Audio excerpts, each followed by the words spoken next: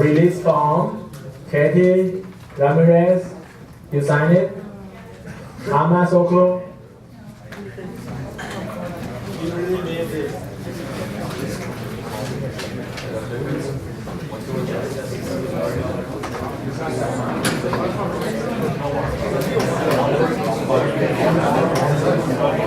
Who has not returned the release form yet?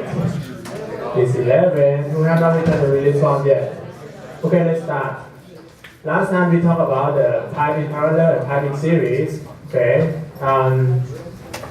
This time we will go over it a little bit more. Before we doing that, I would like to ask you about the equivalent diameter concept. Okay.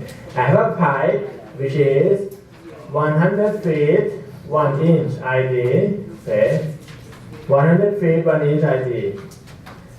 And another pipe is 200 feet. Okay, what is the equivalent diameter that you have the same pressure drop as the 100 feet? More than 1 inch or less than 1 inch? I have a pipe A, 1 inch, 100 feet. Pipe B, 300 feet. What is the equivalent diameter? Is it more than 1 inch or less than 1 inch?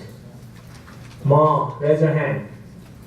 Okay. How do you know how to actually calculate it? Not just more or less. Yes, I do. No, I do not know. No, I do not know. Okay. The equation is over here. This is the equivalent length formula for isothermal. This is equivalent diameter, isothermal case. So in the test, if it is based on the Weymouth equation, you want to find the equivalent diameter, use this equation. Okay? This is the equation that you will use. Good? That's the equivalent diameter that you will use. Now, do you know or still don't know how to calculate the equivalent length or how to calculate equivalent diameter? In other words, I have pipe A 1 feet or 1 inch, 100 feet. Pipe B, okay, this time is equivalent length 3 inch Z feet. Do you know how to get that Z? Yes or no? No? Still no? This Z is the equivalent length, right? It's come from, there are several ways of doing it. Number one, use isothermal equation, which is this equation. Number two, easier equation, which is Weymouth equation. This is number two. Okay. If you missed last class, try to watch the video, but it's not that much. Okay. So basically, we have Weymouth equation. We write two of them. We do the ratio. Then we can derive equivalent length formula. So for me to get equivalent length, that will allow me to have the same pressure drop as 1 inch, 100 feet. I know that pipe B is 3 inch and Z feet. So I put LA is what? 100. Right? DB is 3. DA is 1. Do the math, I get equivalent length of pipe B that will make the same pressure drop. Good? So I put 100 multiplied by 3 over 1 to the power of 5.333. Then I can know how long is this pipe to make the same pressure drop. Good? So to calculate equivalent diameter, I have to know the length of pipe B. Then I use another formula to calculate equivalent diameter. Okay. Who haven't returned the release form yet? Does Ama show? You didn't? Who didn't sign the release form? Just Joe? Okay.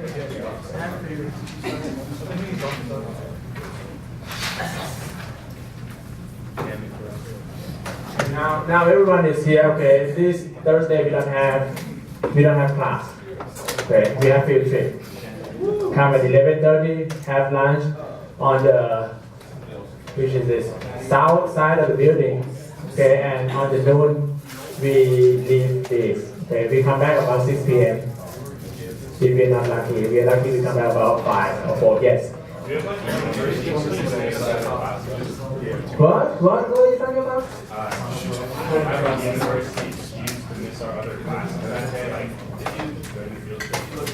University is used to do what? To miss the class? To miss other classes. We have other classes outside this.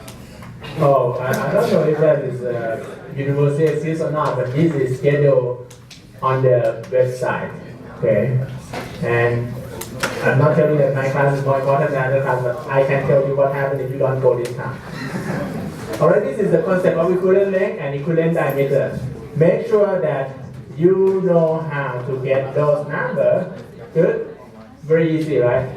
And this is how we do the derivation. The derivation, you should know that different equations give you different formula for equivalent length and equivalent diameter. If we use isothermal equation, we get one formula for equivalent diameter and one formula for equivalent length. If we use Weymouth equation, it gets easier for the equivalent diameter and equivalent length. Okay?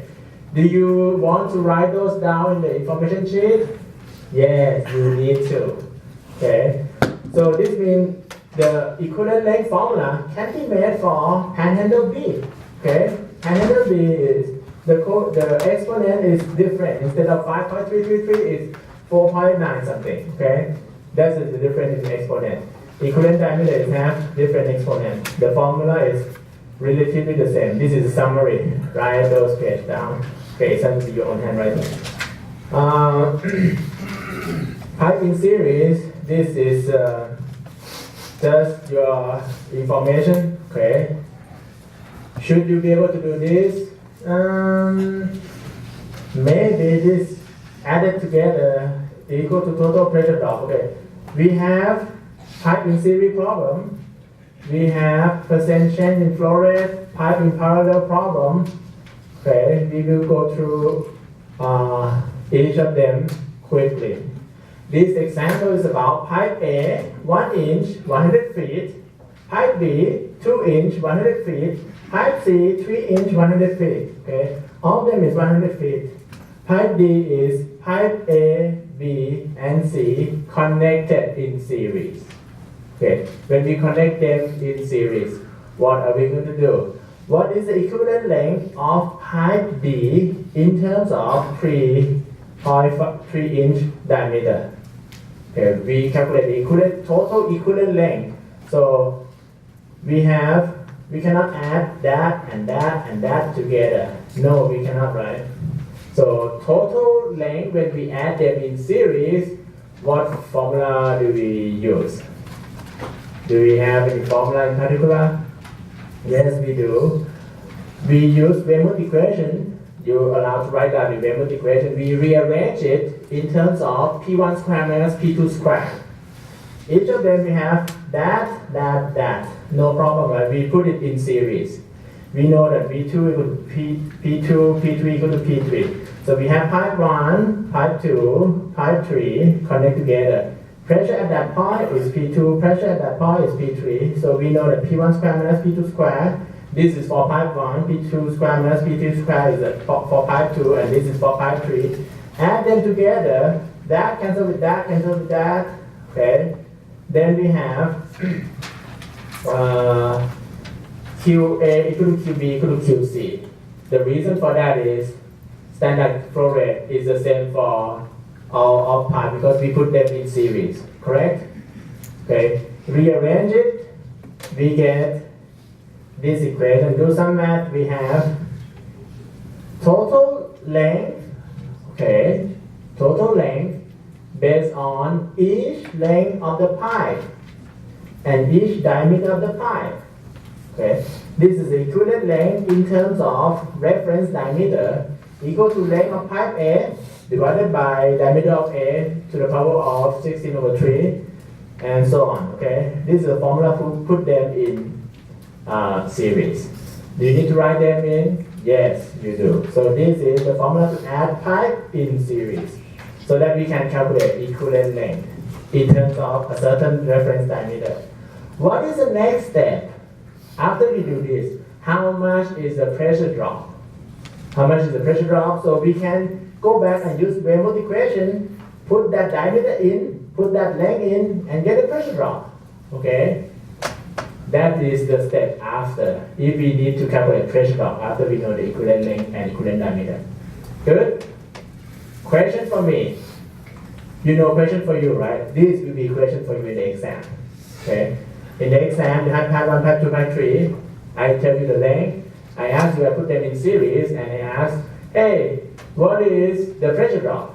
Or what those things. If you calculate pressure drop in each pipe, add them together, that will be correct too, but it's slow. So if you calculate equivalent length first and do that, maybe it's a little bit faster. So if the pipe is 1, 2, 3 inch, we can use Reynolds equation. But if it is a big pipe, 12, 24, 48, what do? We use what kind of equation? Panhandle B. So if you use panhandle B, the exponent will be something else, right? Is it? Panhandle B won't have this coefficient because the exponent there is not 16/3. Okay? So if it is panhandle B, what do? You put that exponent over there, or you rederive it. I try to not ask you about panhandle B then, because the formula for purpose is given. Percent change in the flow rate at a constant pressure before adding A with B and C, pipe length is LA. After adding them together, adding B and C to A, then we have another pipe length. So if we have this equation, assume if we have the same flow rate, if we have the same pressure drop, same driving force, we add pipe together, it is more restriction. What is the reduction in the flow rate? So this is how they calculate it. Okay, before we add another pipe together, we get one flow rate based on this pressure drop. If we use the same pressure drop, but we make the pipe longer, so this is Q after with the same pressure drop. Okay, do some math, then I get that. So you just have to Q after minus Q before. You got that? It's just a little bit more math. Okay, this is an example in this. If I change the number, like the length of pipe A, the length of pipe B, the length of pipe C, and I change the diameter, but I still have 3 pipes, can you do it? What is the increase in, and I give you this definition. Can you tell me what is the percentage? Maybe the reduction in flow rate. So the idea is, if we have the same pressure drop, but the pipe getting longer, we cannot have the same flow rate. We have less flow rate, right? Because we have the same driving force. Okay? Pipe in parallel, okay, we have, how do we calculate equivalent length for the pipe in parallel? Pipe in parallel, I have all of them put together like this. Okay? So this means the pressure on the left side and the pressure on the right side, they are the same. But the flow rate that split into each line doesn't need to be the same, and won't be the same probably because it has different kind of restriction. So equation 1, I have QA, flow rate through pipe A, equal to P1 square minus P2 square, and use diameter of pipe A. Okay. Flow rate to pipe B, use diameter of pipe B and length of pipe B. Flow rate to pipe C, use diameter and length of pipe C, but the pressure is all the same. Okay. Total flow rate is each flow rate added together. Q total is QA plus QB plus QC.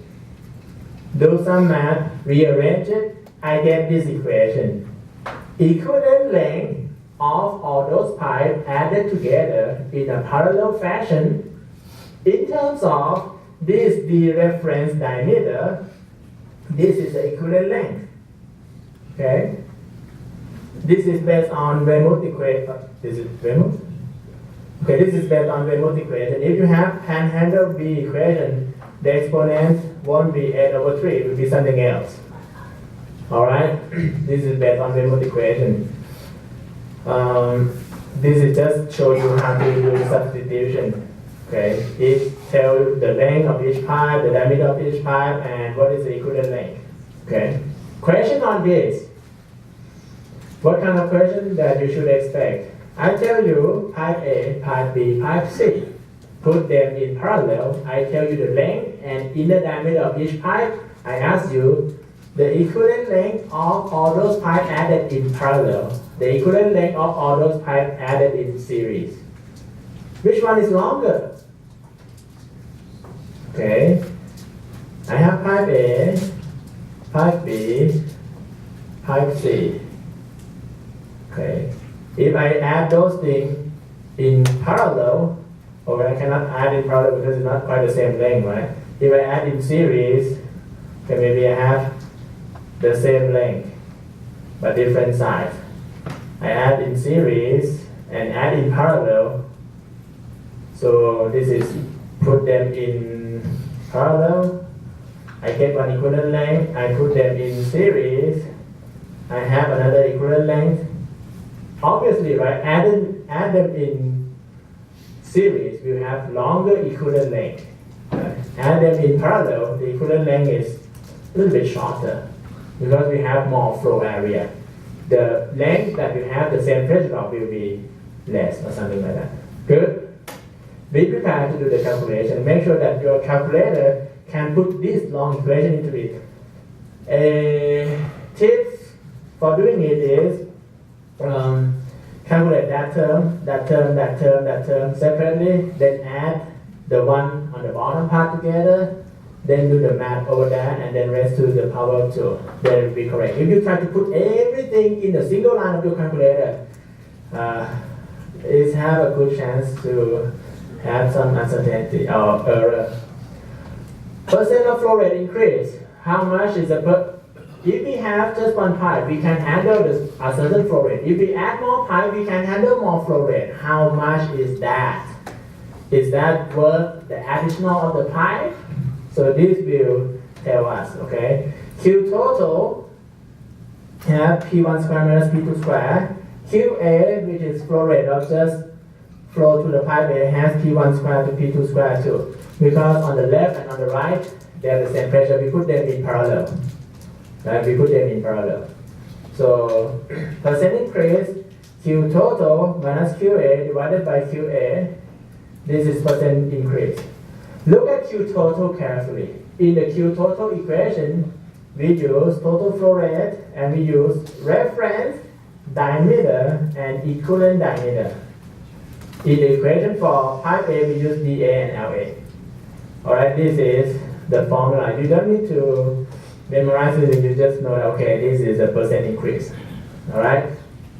If I have one pipe which is 1 mile long, 1 inch, I put another pipe in parallel, how much flow rate that I can handle? How much more flow rate do I get? This is how we do it. Do the math. Okay, pipe in loops. Loops mean, well, we have the loop section, which is a pipe in parallel, and another one in pipe in series. Okay, calculate the equivalent length of the whole system. To do that, number one, we use A parallel B, get equivalent length, okay, in terms of a certain diameter, and then add C in series. Okay, everything has to be evaluated on the same diameter. Okay, this of A. Okay, add A and B together and use diameter of pipe A as a reference. This is a formula I use. Okay, this is Weymouth equation, right? So I have equivalent length of A and B in parallel is length A plus length B and diameter B over diameter A. So this is L, E, comma AB. So this is this term. Every number we need to know it. So this is known. Then I put this, which is this term, in series with pipe C. So pipe C, this is equivalent length in terms of pipe A diameter. Let's go back to see the formula for the equivalent length. Equivalent length, okay, LE equal to LA dB over dA. So this is dA is used as a reference diameter. So that's why when we put over here, we have DC over there. Good. So we do the parallel section first and add that section in series. Then we get total equivalent length. Everyone can do this? Everyone graduate. Okay, everyone can do this, everyone graduate. If you cannot do this, you stay with me. Alright, guideline for pipeline to gas plants. Last year we have Andon Irish field, Eagle Ford field. Did you do this year? Or you do something else? Something else, okay.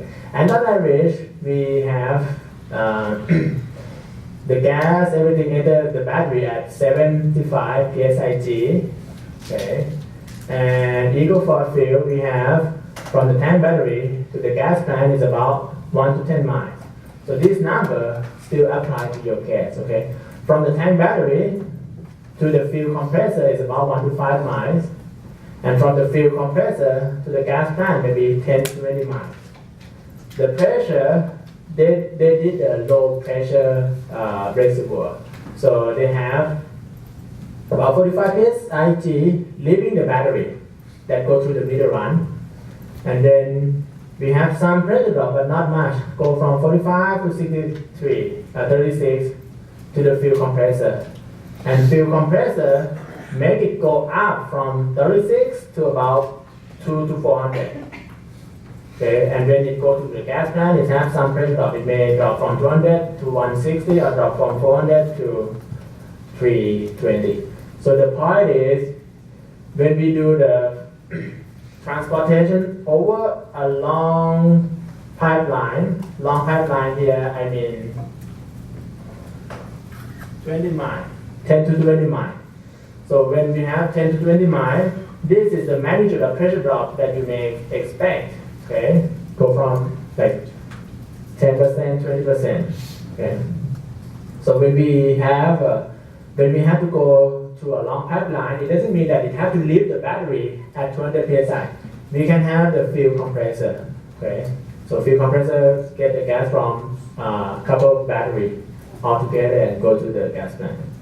For the Eagle Ford, last year the project is leave the tank battery at relatively high pressure and directly go to the gas plant. The pressure drop is about 25%, 20%. Okay, so the guideline is 20% in pressure drop in pipeline. This is to design the pipe. So when I want to know, hey, I have about at the fuel compressor, I have about 400. How big should be the pipe that connect from the fuel compressor to the gas plant? Provided that the discharge of the compressor is 400 psig. Step 1, convert everything to psia. Okay, not doing psig, but okay, maybe this is okay. We expect the pressure drop to be about how much? 20%. Okay, for 10 to 20 miles. So 20% of 40 is 400 is 320. So we expect it to arrive at 320 or the pressure drop of 80 psi. Then you size the pipe. Use Weymouth equation. Okay. Hey, if I use Weymouth equation at this flow rate, okay, how much is P1 squared minus P2 squared?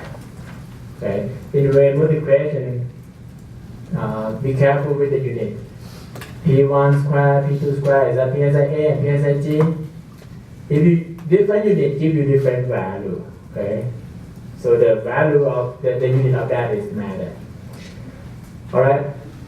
Then this is kind of trial and error. You guess maybe the pipe is 12 inch.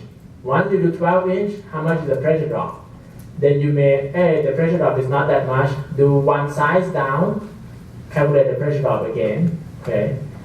Then we can decide what is the proper pressure drop. In the exam, what I can do is this. I tell you, we have two pipes. Pipe A, this diameter, this length. Pipe B is this diameter, this length. I expect about go from 400 psig to 320 psig. Which pipe do I select? So you calculate both cases and show me, hey, if I use pipe A, the pressure drop is smaller than 80. If I use the pipe B, the pressure drop is a lot, so I select pipe A, for example. Okay, this is one kind of exam question that you may expect.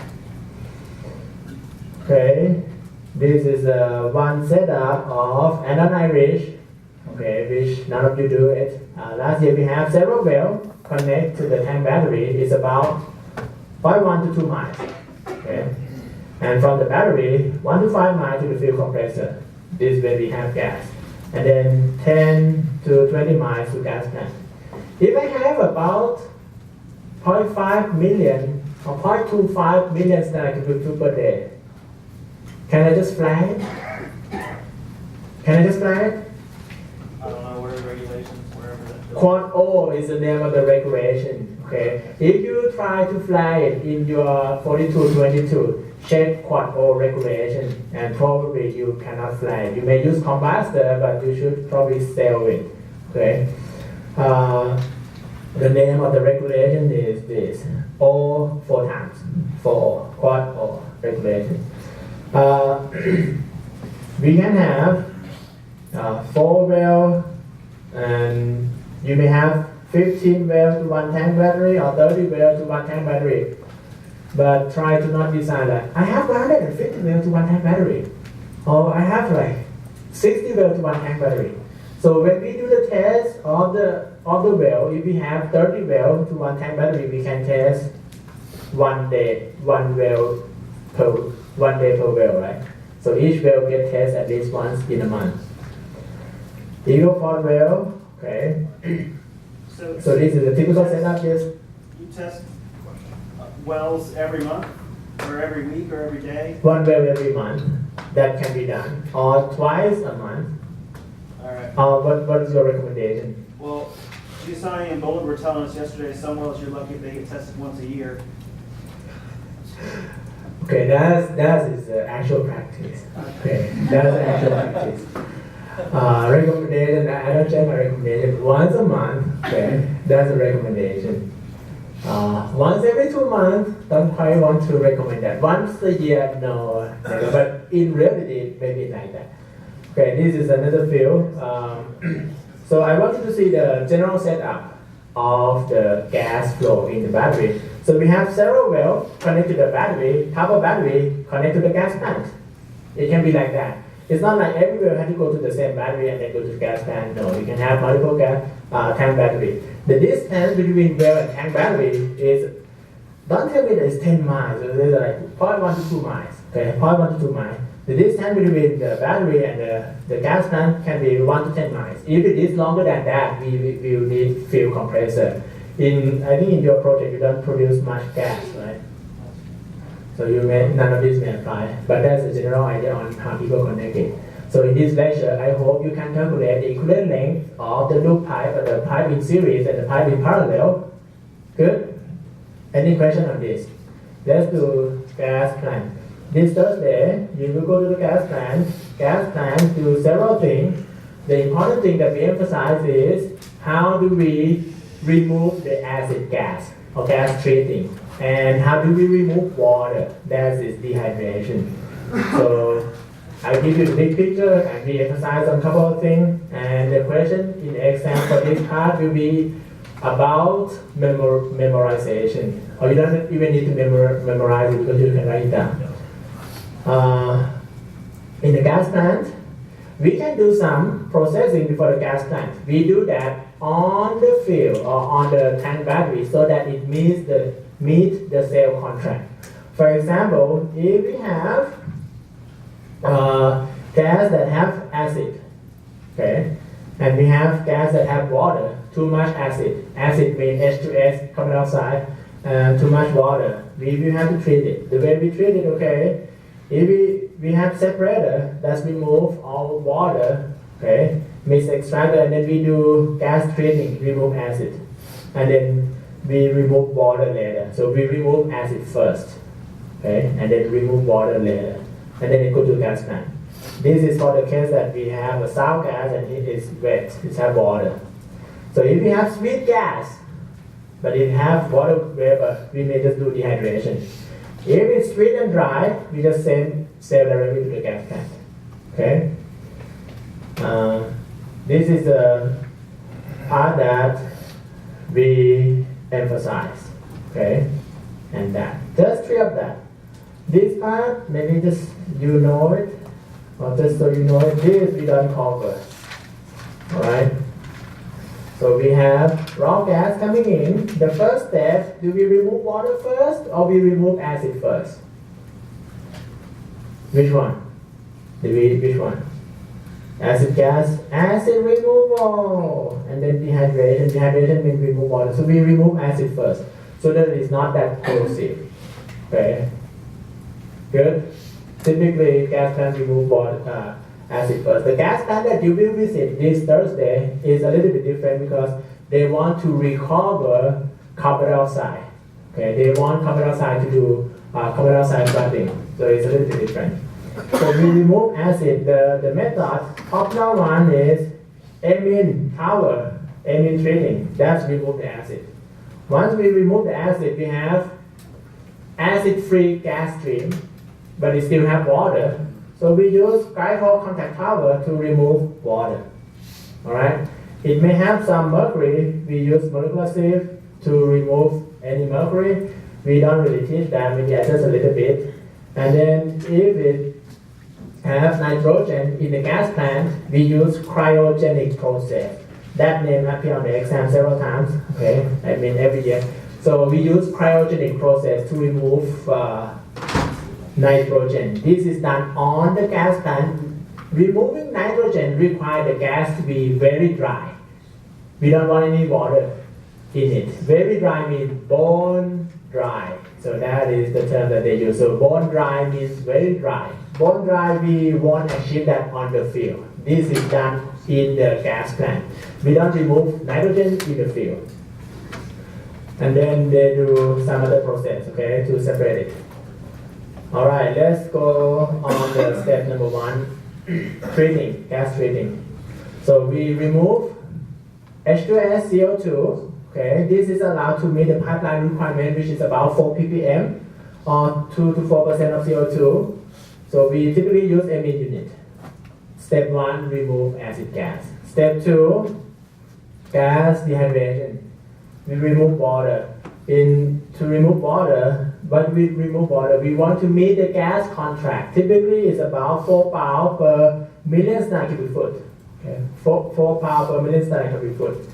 Or in the Canada, maybe just instead of 7, maybe 4. Okay. So we don't like water because when water react with carbon dioxide, it becomes carbonic acid. Okay, it eats the pipe. We don't like it. So we use glycol unit to do it. Okay. This is how it looks like. I take this picture is from this website and that is from another website. So this is field scale glycol dehydrator. And we have the pipe like a triangle go up down. That's they call BTEX and VOC. BTEX is benzene, protein, xylene, and volatile organic compound removal. So this is to not emit any BTEX or VOC. Okay. So this is glycol dehydrator with BTEX and VOC condenser. Field scale for removing acid gas. When you see the tower, that could be amine unit. Amine unit basically have some chemical inside, which is DEA, MDEA. You will need to know the full name. We will talk about it a little bit. Okay. Gas processing. This is just so you know. In the gas plant, we try to remove any hydrocarbon. Okay, so that gas is just gas. It should have lower BTU value. How much is the BTU value of gas? It's about what, 900 to 100 1,200 BTU per how many slides to be put? Per just one, right? Not 1,000. In the exam, midterm exam is per 1,000 and it has to be false, but some of you say true, it's not true, okay? So we try to remove anything that is not gas, like anything that is liquid from a gas stream. So this is a processing unit. So this gas processing is done at gas plant. We don't remove hydrocarbon on the field. We don't remove ethane, propane, butane on the field. Do you know how to draw the structure of butane and iButane and butane? No, okay. So iButane is that 1, 2, 3, 4. Okay, that's wrong. Okay, it's just this. That's butane. Or you may draw C, C, C, C. Okay, and you have H, H, H, H, H, H everywhere. So that will be N-butane. Okay, iButane means you have C, C, C, C. Okay, and the rest is H. H over there, that is H. H, H. So each C have 4 legs. That is H. So that will be what? iButane. Right? Good? 1, 2, 3, 4. This is I. N just a straight line. I mean it have iso component. So it looks like this. So if you don't draw, it will be that. If you draw like a skeletal structure. So now you propane have 3 C. 1, 2, 3 C. Each C has 4 legs and you fill that with hydrogen. So during the exam, I don't answer anymore. Hey, I have propane. What is the molecular weight? Oh, you cannot do it? Meet you again next year. Okay. So ethane, propane, butane, methane, you need to be able to draw some CH diagram, okay, and tell me what is the molecular weight. Okay, this is the acid gas removal process. It can be done by using solvent, chemical solvent, okay, MEA, DA, TA, blah, blah, blah, blah, a lot. Physical solvent. Chemical solvent means it do some kind of chemical reaction. Physical solvent means it just attract it physically. Okay, there's no chemical reaction. It can be Silexol process, Rectisol. This is the name of the process. The process is patented. Okay, so it has several names of the process, and we may have direct conversion, solid bed. Solid bed is like a reactor. We may have ion sponge, car process, low cut. So there are several ways of doing it. We don't review all of it. We review just some.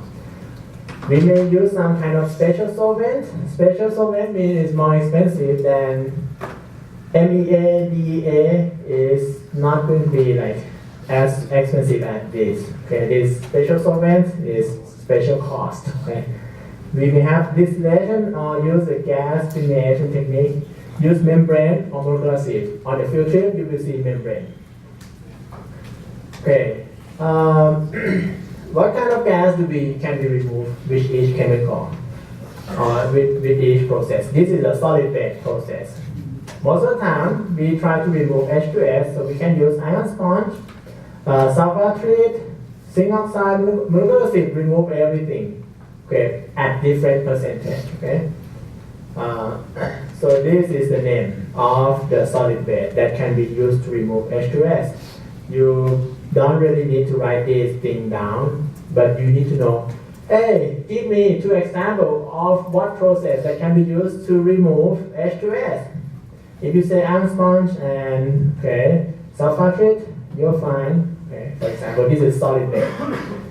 Before we go through the solid bed, what exactly is the solid bed? Let's take a look at MSDS. We have here the solid gas can be H2S, COS, actually this is not COS, like O, C, and S. It's have O, double bond C, and double bond S. So this is carbonyl sulfide. Carbonyl sulfide and CS2, carbon disulfide. Are they good? Can I touch carbon disulfide with my hand? It's like carbon tetrachloride. Have you seen carbon tetrachloride?